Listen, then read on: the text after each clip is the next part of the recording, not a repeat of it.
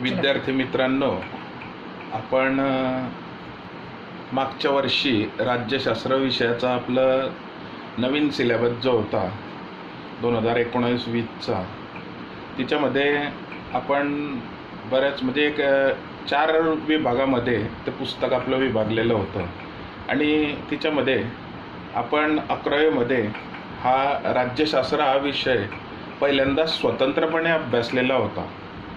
आता याच्या आधी म्हणजे 10व्या 9व्या वर्गामध्ये राज्यशास्त्र, इतिहास किंवा त्याच्या आधीचं म्हटलं तर राज्यशास्त्र आणि इतिहास आणि नागरिकशास्त्र असा तो विषय होता. म्हणजे मागच्या वर्षी आपण नवीन सिलेबसच्या इच्छेनुसार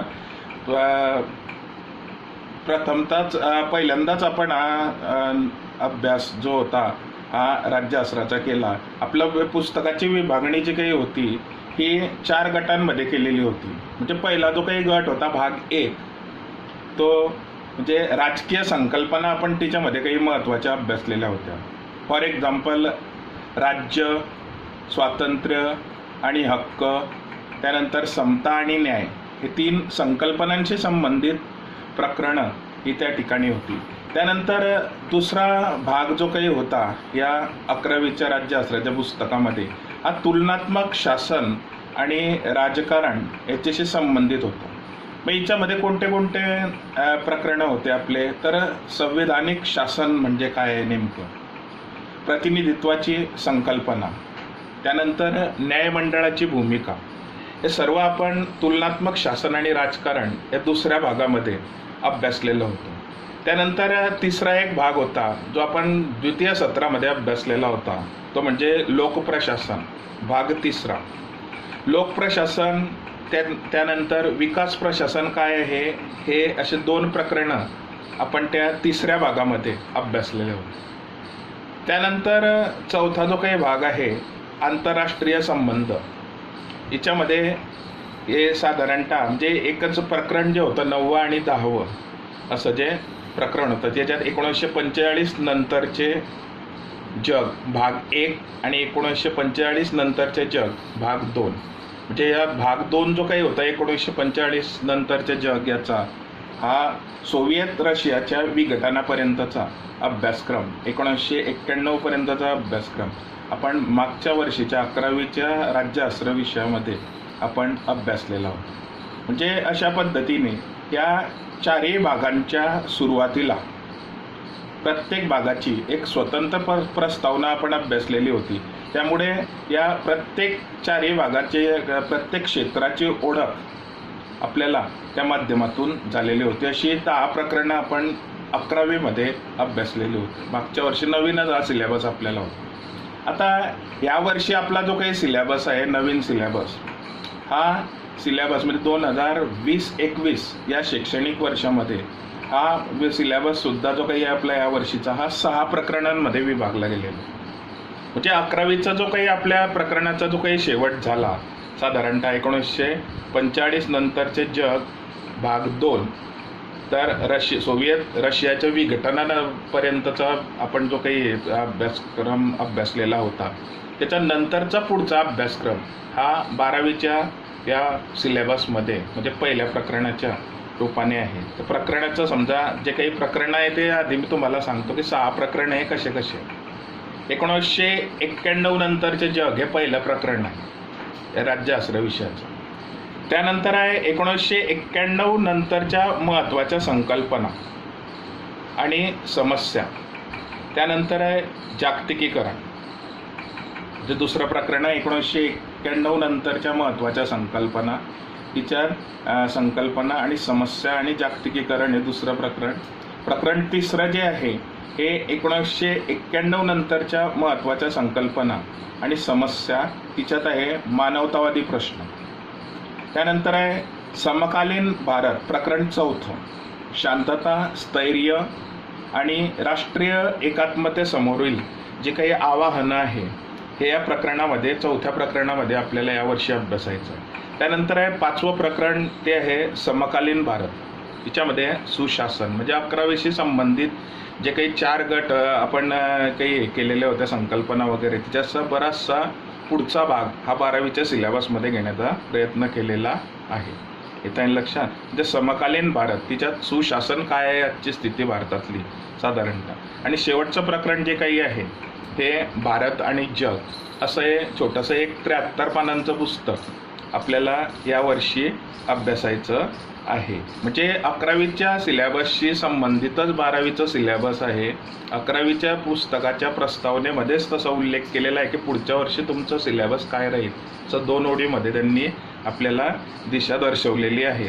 आणि तसंच 11वीचं जर आपल्याला नीट व्यवस्थित आकलन झालेलं असेल तर हे 12वीचं पुस्तक अतिशय सोपं असं आहे असं म्हणायला हरकत नाही. आता या सिलेबसवर चर्चा झाल्यानंतर साधारणतः आपण आज आपलं पहिलं प्रकरण जे आहे त्या पहिल्या प्रकरणाला सुरुवात करूया. प्रकरण पहिलं मी सांगितलं तुम्हाला आधीच, प्रकरणाचं नाव 1991 नंतरचं जग. आता 1991 नंतरचं जग म्हणजे हा जागतिक राजकारणातला एक असा महत्त्वाचा असा टप्पा आहे. येतं लक्षात. जे काही 11वीचं प्रकरण होतं आपलं की 1945 ते 91 दरम्यानच्या आंतरराष्ट्रीय घडामोडींचा अभ्यास आपण तिच्यामध्ये केलेला होता 11वीमध्ये. 45 ते 91 नंतरच्या म्हणजे साधारणतः दुसऱ्या महायुद्धापासून तर सोव्हिएत रशियाच्या विघटनापर्यंतचं जे काही हे होतं त्याचा अभ्यास आपण केलेला होता. या प्रकरणामध्ये आपण 1991 नंतरचा कालखंडाचा अभ्यास आपण साधारणतः करणार आहोत. आता काय काय झालं या पुढच्या कालखंडामध्ये, तर सर्वात महत्त्वाची गोष्ट जी झाली ती नोव्हेंबर 1989 घडलेली महत्त्वाची गोष्ट म्हणजे बर्लिनची जी काही भिंत होती ही बर्लिनची भिंत ही पाडण्यात आली किंवा पडली. येतं लक्षात. आणि सोव्हिएत रशियाच्या विघटनाला त्या ठिकाणी काय झाली, सुरुवात झाली. आपण पाहिलं आहे मागच्या वर्षी की बर्लिनची भिंत काय भानगड होती. म्हणजे एक दुसऱ्याची विचारसरणी जी काही होती अमेरिका आणि सोव्हिएत रशिया याच्यामुळे दुसरा भाग प्रभावित होऊ नये म्हणून या 2 भागांमध्ये जी काही भिंत बांधलेली होती ती पाडण्यात आली. आणि साधारणतः या अशा पद्धतीने या घडामोडी झाल्यानंतर शीतयुद्ध जे काही 2 या महासत्तांमध्ये चालू होतं, या शीतयुद्धाचा काळ जो होता हा पूर्णपणे समाप्त झाला. असे एक महत्त्वाचं म्हणजे अमेरिका आणि सोव्हिएत रशिया यांच्यामधील वर्चस्वाच्या लढाईवर आधारित पूर्व पश्चिम वादही त्या ठिकाणी काय झाला, हा संपुष्टात आला. आता आपल्याला आणखी एक महत्त्वाचा मुद्दा याच्यामध्ये लक्षात घ्यायचा आहे की शीतयुद्धाच्या शेवटाचे कोणते 5 महत्त्वाचे परिणाम हे झाले. शीतयुद्धाचा शेवट झाला येतं लक्षात. आणि त्याच्यामध्ये काय महत्त्वाचे 5 परिणाम झाले, तर सर्वात महत्त्वाचा परिणाम त्या ठिकाणी आहे की शीतयुद्धाचा शेवट आणि नव्या राष्ट्रांचा उदय. शीतयुद्धाचा शेवट झाला आणि त्याचा पहिला महत्त्वाचा परिणाम जो झाला असेल तो आहे नव्या राष्ट्रांचा उदय. आता नव्या राष्ट्रांचा उदय याच्यामध्ये आणखी एक लक्षात घ्यायचं की शीतयुद्धाच्या शेवटाने दोन्ही महासत्तांनी व्यापलेली आंतरराष्ट्रीय व्यवस्था जी काही होती ही पूर्णपणे काय झाली, संपुष्टात आली. आणि सोव्हिएत रशियाचं विघटन झालं आणि नवीन राष्ट्रे ही उदयाला आली. पुढच्या भागात आपल्याला पाहायचंच आहे की सोव्हिएत रशियाचं विघटन होऊन 14-15 कशा पद्धतीची नवीन राष्ट्र युक्रेन वगैरे निर्माण झाली हे पुढच्या भागामध्ये म्हणजे पुढे आपल्याला येणारच आहे अभ्यासायला. तर सर्वात महत्त्वाचा शीतयुद्धाच्या शेवटाचा पहिला महत्त्वाचा परिणाम म्हणजे नवीन राष्ट्रांचा उदय झाला हे त्या ठिकाणी लक्षात घ्यायचं. त्यानंतर दुसरा एक महत्त्वाचा परिणाम त्या ठिकाणी घडून आला म्हणजे एकध्रुवीयतेचा उदय त्या ठिकाणी झाला. शीतयुद्ध संपल्याने द्विध्रुवीयता जी होती ही पूर्णपणे संपुष्टात आली. 11वीमध्ये आपण पूर्ण पाहिलं आहे की दोघं महासत्तांमध्ये विचारप्रणालीच्या आधारावर असलेला संघर्ष, टेक्नॉलॉजीच्या बाबतीमध्ये कोण सरस आहे याच्या बाबतीमध्ये याच्यासाठी असलेला संघर्ष, म्हणजे प्रत्येक क्षेत्रामध्ये त्यांच्यामध्ये जो काही वर्चस्वासाठी जो काही संघर्ष होता हा पूर्णपणे संपुष्टात आला सोव्हिएत रशियाच्या विघटनानंतर. आणि एकध्रुवीय व्यवस्थेचा उदय हा शीतयुद्ध संपल्यामुळे त्या ठिकाणी झाला किंवा सोव्हिएत रशियाच्या विघटनानंतर एकध्रुवीय व्यवस्थेचा त्या ठिकाणी उदय हा झाला. आणि शक्ती विचार प्रणाली, तंत्रज्ञान या बाबतीत आता कोण श्रेष्ठ वगैरे असं काही आता स्पर्धा राहिली नाही. एकमेव अमेरिकेचं वर्चस्व असलेली एकध्रुवीय व्यवस्था ही त्या ठिकाणी उदयाला आलेली आपल्याला दिसते. हा शीतयुद्धाच्या शेवटाचा दुसरा महत्त्वाचा परिणाम हा त्या ठिकाणी आहे. त्यानंतर आहे तिसरं, मानवी हक्क आणि मानवतावादी हस्तक्षेप. हा तिसरा महत्त्वाचा परिणाम. शीतयुद्धाच्या शेवटाच्या 5 परिणामांपैकी हा तिसरा एक महत्त्वाचा असा परिणाम आहे की मानवी हक्क आणि मानवतावादी हस्तक्षेप जो आहे हा पुढच्या कालखंडामध्ये वाढला. जे मानवी हक्काबाबतच्या त्या जागरूकतेमध्ये काय झाली, वृद्धी झालेली आपल्याला त्या ठिकाणी दिसते. आणि मानवतावादी दृष्टिकोनातून झालेल्या हस्तक्षेपांमध्ये त्या आंतरराष्ट्रीय राजकारणामध्ये वाढ झालेली आपल्याला त्या ठिकाणी दिसून येते. येता येईल लक्षात. म्हणजे आता तुम्ही जर पाहिलं तर प्रत्येक घटना जी आहे साधारणतः मीडिया वगैरे जे काही असं मांडत असते की हे मानवतेला धरून गोष्टी नाही वगैरे, लगेच काहीतरी त्याच्या विरुद्ध आवाज उठत असतो. तर हा तिसरा परिणाम. त्यानंतर आहे दहशतवाद. आता एक आपल्याला माहिती आहे की दहशतवादाचा सामना करणारे एक प्रमुख देशांचा जर विचार केला तर आपला भारतही देश तिच्यामध्ये होता. सर्वात जास्त दहशतवादामुळे हैराण झालेला आशियामधला देश तर आपला भारत. येता येईल लक्षात. दहशतवादाविरुद्ध आंतरराष्ट्रीय राजकारणामध्ये आपण अनेकदा त्या ठिकाणी हा प्रश्न युनोमध्ये मांडलेला आहे, परंतु या सत्ता ज्या काही होत्या एवढ्या गांभीर्याने त्या घेत नव्हत्या. परंतु या ठिकाणी शीतयुद्धाच्या शेवटानंतर 11 सप्टेंबर 2001ला अमेरिकेवर झालेला जो काही दहशतवादी हल्ला आहे, 9/11चा हल्ला म्हणून तो आता ओळखला जातो. आणि यामुळे दहशतवादाचं स्वरूप जे काही आहे हे पूर्णपणे बदललेलं आपल्याला दिसून येतं. म्हणजे आजपर्यंत अमेरिकेला असं वाटत होतं की दहशतवाद वगैरे याची जी काही झळ ही आमच्यापर्यंत पोचणार नाही आणि दुसरे देश ओरळ करताय तर त्याच्याकडे ते दुर्लक्ष करत होते. परंतु दहशतवाद हा आता आपल्यापर्यंत येऊन पोचलेला आहे. त्याची वर्ल्ड ट्रेड सेंटरची इमारत आत्मघातकी बॉम्बचा म्हणजे हे करून जी काही तोडण्यात आली, पाडण्यात आली, त्याच्यामुळे ते सुद्धा हादरले. दहशतवादाचे हल्ल्याचं काही हे या 9/11च्या हल्ल्याने दहशतवादाचं स्वरूप जे आहे हे पूर्णपणे बदललं. हा चौथा महत्त्वाचा परिणाम. आणि 5वा महत्त्वाचा परिणाम म्हणजे बहुध्रुवीयता आणि प्रादेशिकवाद. आपण पाहिलं की द्विध्रुवीय व्यवस्था त्या ठिकाणी होती, नंतर एकध्रुवीय व्यवस्था निर्माण झाली. सोव्हिएत रशियाच्या विघटनानंतर अमेरिका राहिलं.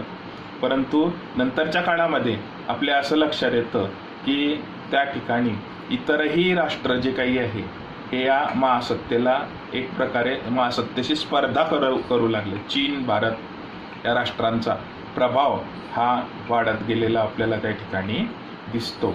इंडो पॅसिफिक प्रदेशाचा त्या ठिकाणी प्रस्थ जे काही आहे हे वाढलेलं आपल्याला त्या ठिकाणी दिसतं. रशियाचा उदय झाला. सोव्हिएत रशियाच्या विघटनानंतर येता येईल लक्षात. त्या सोव्हिएत रशियाचं जे काही पुढची जो काही वारसा आहे हा रशियाकडे आला आणि व्लादिमीर पुतीन हे जे काही अध्यक्ष झाले रशियाचे, त्यांच्या नेतृत्वाखाली रशियाचा उदय हा त्या ठिकाणी झालेला दिसतो. म्हणजे या सर्व घडामोडींबरोबर म्हणजे चीन, भारत या राष्ट्रांचा प्रभाव वाढला. इंडो पॅसिफिक प्रदेशाचं प्रस्थ त्या ठिकाणी वाढलं. व्लादिमीर पुतीन हे रशियामध्ये यांचं नेतृत्व उदयाला आल्यामुळे यांच्या अध्यक्षतेखाली रशियाचा उदय झाला. आणि याचबरोबर या तिघा घडामोडींसोबतच या ठिकाणी प्रादेशिकवादाचा विकाससुद्धा हा त्या ठिकाणी घडून आलेला दिसतो, ज्यामुळे बहुध्रुवीय जागतिक व्यवस्था ही त्या ठिकाणी अस्तित्वात आलेली आपल्याला दिसून येते. की अजून म्हणजे आता की अमेरिका ही एकमेव महासत्ता आहे असं काही त्या ठिकाणी राहिलं नाही. बहुध्रुवीय जागतिक व्यवस्था ही अस्तित्वात आली आणि प्रदेश आणि प्रादेशिक संस्थांचे महत्त्व हे त्या ठिकाणी वाढत गेलं. म्हणजे हे 5 परिणाम जे काही आहेत हे त्या ठिकाणी घडून आलेले आपल्याला दिसतं. आता विद्यार्थी मित्रांनो, तुम्हाला प्रश्न पडलेला असेल की नेमकं महासत्ता ही संकल्पना काय? 11वी मध्ये थोडं आपल्याला आलं होतं, परंतु तेवढं डीपली नाही, परंतु एक ओझरता आपण पाहिलेलं होतं. तर महासत्ता ही अशी संकल्पना आहे की महासत्तेला आंतरराष्ट्रीय राजकारणामध्ये एक महत्त्वाचं स्थान हे त्या ठिकाणी असते आणि महासत्ता ही जागतिक घडामोडींवर प्रभाव टाकून आपलं हित साधण्यासाठी आपलं हित साधण्याची क्षमता ही महासत्तेमध्ये त्या ठिकाणी असते. येत आहे लक्षात. आपण पाहिलेलं आहे की दुसऱ्या महायुद्धानंतर अमेरिका आणि त्याच्या पाठोपाठ मग सोव्हिएत रशिया या दोन महासत्ता ज्या काही होत्या त्यांच्यामध्ये स्पर्धा झाल्याची आणि बऱ्याचदा ते एक दुसऱ्याच्या विरुद्ध उभ्या ठाकलेल्या आपल्याला त्या ठिकाणी दिसतात. तर महासत्ता ही अशी एक संकल्पना आहे. आणि आणखी एक महत्त्वाचा मुद्दा आपल्याला या प्रकरणामध्ये पाहायचा आहे की शीतयुद्धाचा शेवट आणि नव्या राष्ट्रांचा उदय झाला तर नेमके कोणते कोणते नवीन राष्ट्र उदयाला आले. आपण पहिला मुद्दा पाहिला त्या परिणामांमध्ये, शीतयुद्धाच्या शेवटाच्या परिणामांमध्ये पहिला मुद्दा पाहिला की नव्या राष्ट्रांचा उदय झाला. तर नेमकी कोणती कोणती राष्ट्र उदयाला आली तर 1989 मधील पूर्व युरोपातील क्रांतीनंतर आंतरराष्ट्रीय संबंधांमध्ये दोन महत्त्वाचे प्रवाह हे त्या ठिकाणी आढळतात. 1989 मधील पूर्व युरोपातील क्रांतीनंतर आंतरराष्ट्रीय संबंधांमध्ये दोन महत्त्वाचे प्रवाह हे त्या ठिकाणी आढळतात. त्यातला पहिला आहे स्वयंनिर्णयाच्या हक्कावर आधारित. स्वयंनिर्णयाचा हक्क काय, हा 11वी मध्ये पूर्ण डीपली आपण समजलेला आहे. येत आहे लक्षात. त्याच्यात वांशिक राष्ट्रवादाच्या संकल्पनेचा आग्रह हा स्वयंनिर्णयाच्या हक्कावर आधारित असा हा राष्ट्रनिर्मितीला, नवीन राष्ट्रनिर्मितीला हातभार लावणारा असा हा महत्त्वाचा मुद्दा आहे. आणि दुसरा आहे द्विध्रुवीयतेचा अस्त. म्हणजे दोन महासत्ता अस्तित्वात होत्या. अमेरिका, सोव्हिएत रशिया या सत्तेच्या दोन केंद्रांमध्ये जग जे काही विभाजित झालेलं होतं इथे लक्षात. पण सोव्हिएत रशियाच्या विघटनामुळे एक महासत्ता ही लोप पावली आणि द्विध्रुवीयता जी काही होती ही त्या ठिकाणी नष्ट झालेली आपल्याला ही दिसते. आता एक झालं त्याच कालखंडामध्ये काय झालं की सोव्हिएत रशियाच्या विघटनानंतर पूर्व युरोपातील राज्यांमधील क्रांती हा एक महत्त्वाचा मुद्दा. पूर्व युरोपातील राज्यांमधील क्रांती हिच्यात एक लक्षात घ्यायचं की या पूर्व युरोपामधला जो काही मध्यमवर्गीयांच्या वाढत्या अपेक्षा ज्या काही होत्या, या मध्यमवर्गीय येथील मध्यमवर्गाच्या वाढत्या अपेक्षांमधून निर्माण झालेल्या आपल्याला हे क्रांती आपल्याला दिसतात. अधिक स्वातंत्र्य आणि आर्थिक स्थैर्य मिळावं अशी इच्छा या गटाने त्या ठिकाणी, या गटाची इच्छा त्या ठिकाणी होती. म्हणून सोव्हिएत प्रणित साम्यवादी शासनाविरुद्ध येत आहे लक्षात लोकशाहीमध्ये भांडवलशाहीचा पुरस्कार केला जातो. तर सोव्हिएत रशिया हे साम्यवादाचा पुरस्कार करणारे होते आणि यांच्या वर्चस्वाखाली जे काही पूर्व युरोपातील राष्ट्र होते येत आहे लक्षात, यांनी या शासनाविरुद्ध त्यांनी उठाव केला आणि पूर्व युरोपियन राज्यात स्वतंत्र लोकशाही राज्य ही त्या ठिकाणी उदयाला आलेली आपल्याला दिसतात. म्हणजे हा एक महत्त्वाचा बदल नंतरच्या कालखंडामध्ये झालेला आपल्याला दिसतो. आता आपण जर पाहिलं की सोव्हिएत रशियाच्या अंतर्गत राजकीय आणि आर्थिक स्वातंत्र्य मिळवण्यासाठी देखील सोव्हिएत रशियात चळवळी उदयाला आल्या. इथे लक्षात. म्हणजे रशियन सोडून जे काही अल्पसंख्याक त्या ठिकाणचे होते इथे लक्षात, त्यांनी स्वतंत्र राष्ट्राची मागणी ही केलेली त्या ठिकाणी दिसते. आपल्या राज्यघटनेत अशी तरतूद आहे, राज्यघटनेत लिहिलेलं आहे की कोणालाही या देशातून फुटून निघण्याचा मागणी वगैरे करता येणार नाही, देशद्रोह वगैरे तो धरला जाईल इथे लक्षात. परंतु रशियन राज्यघटनेमध्ये तशी तरतूद नव्हती आणि रशियन सोडून जे काही अल्पसंख्याक समुदाय जे काही होते त्यांनी यांच्या वेगवेगळ्या राष्ट्रांची मागणी त्या ठिकाणी केली. राज्यांनी अधिक स्वायत्ततेचा आग्रह त्या ठिकाणी धरला सोव्हिएत रशिया अंतर्गत जे असलेले, आणि कालांतराने त्या स्वातंत्र्याची मागणी त्या ठिकाणी केली आणि तिच्यातूनच पुढच्या कालखंडामध्ये या सोव्हिएत रशियाचं विघटन झालेलं आपल्याला त्या ठिकाणी दिसतं. म्हणजे अशा पद्धतीने या जागतिक घडामोडी आपण पाहत आहोत. आता विविध प्रदेशातील वांशिक अस्मिता सुद्धा याच कालखंडामध्ये प्रबळ झालेली आपल्याला त्या ठिकाणी दिसते. त्यामुळे वांशिक आधारावरती स्वतंत्र राष्ट्रनिर्मितीच्या मागण्या या सुद्धा जगामध्ये होऊ लागलेल्या आपल्याला याच काळामध्ये दिसतात. उदाहरणार्थ युरोपमध्ये नवीन राष्ट्रे निर्माण झालेली आपल्याला दिसतात. त्याचं एक उदाहरण आपल्याला पाहता येईल की चेकोस्लोवाकिया जो काही आहे हिच्यातून चेक गणराज्य आणि स्लाव गणराज्य, चेकोस्लोवाकिया हिच्यातून चेक गणराज्य आणि स्लाव गणराज्य ही 2 राष्ट्रे निर्माण झालेली दिसतात. आपण युरोप खंडातले पाहत आहोत. चेकोस्लोवाकिया हिच्यातून चेक गणराज्य आणि स्लाव गणराज्य हे निर्माण झालेलं दिसतं.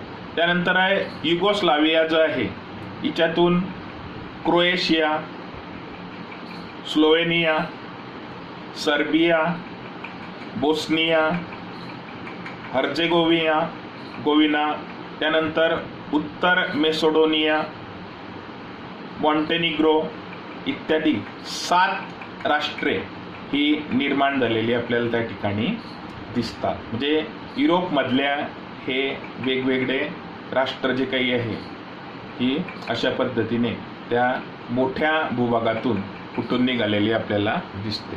सोव्हिएत रशियाच्या विघटनातून तयार झालेली राष्ट्र कोणती ही जर आपण पाहिली तर पहिलं महत्त्वाचं आहे आर्मेनिया, मॉल्डोवा, त्यानंतर आहे Estonia, Latvia, Lithuania, Georgia, Azerbaijan, Tajikistan,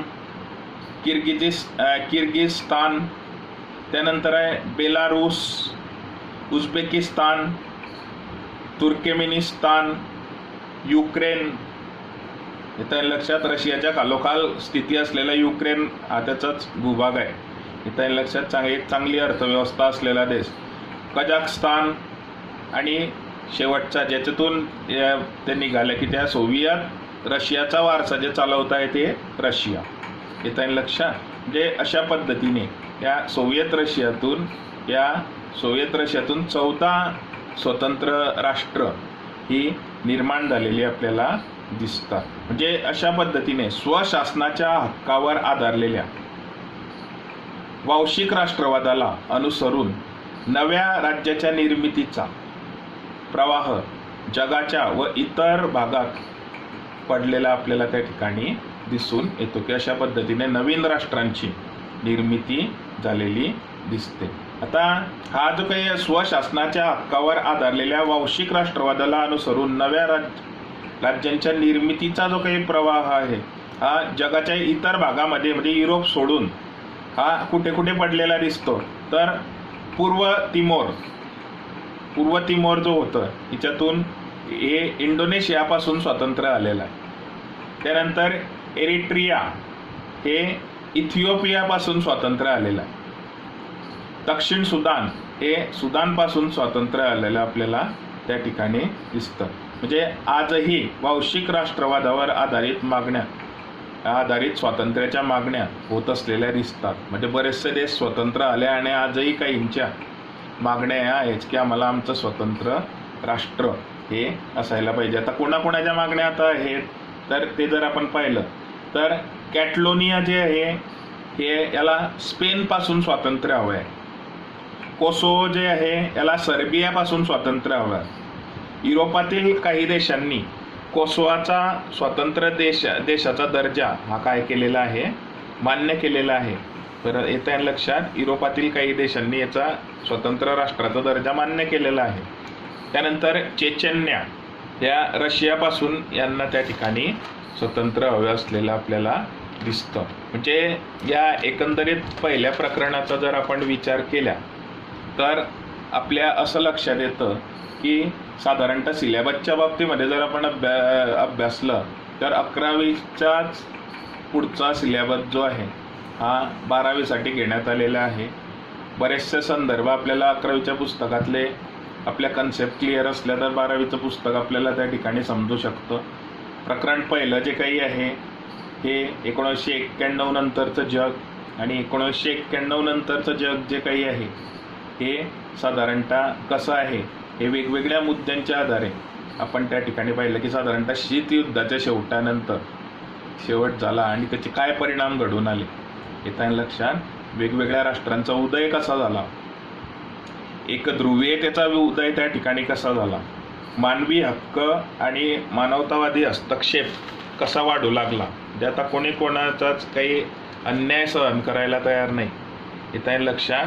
त्यानंतर दहशतवाद याचं स्वरूप कसं बदललं, आशिया आफ्रिका खंडापुरता मर्यादित जो काही होता दहशतवाद हा 9/11च्या हल्ल्यानंतर अमेरिकेपर्यंत जाऊन पोचला आणि आता या दहशतवाद्यांपासून आपणही सुरक्षित नाही अशी त्या बरोबर म्हणजे खात्री त्या अमेरिकेची सुद्धा पटली आणि आता खरंच ही एक जागतिक समस्या झालेली आहे हेही त्यांनी मान्य केलं. असं हे दहशतवादाचं स्वरूप कसं बदललं, बहुध्रुवीयता आणि प्रादेशिकवाद जो काही आहे हाही आपण एक मुद्दा पाहिला येत्या लक्षात की साधारणतः द्विध्रुवीयता होती, नंतर एक ध्रुवीयता आली अमेरिकेची, नंतर आता बहुध्रुवीयता आहे. जे काही उगवत्या अर्थव्यवस्थांचे देश मागच्या वर्षी आपण जे काही पाहिलं होतं चीन, भारत येत्या लक्षात, तर याचं काही या राष्ट्रांचा प्रभाव वाढलेला आपल्याला त्या ठिकाणी दिसतो. आणि ज्याचं विघटन झालं त्या रशियामध्ये सुद्धा व्लादिमीर पुतीन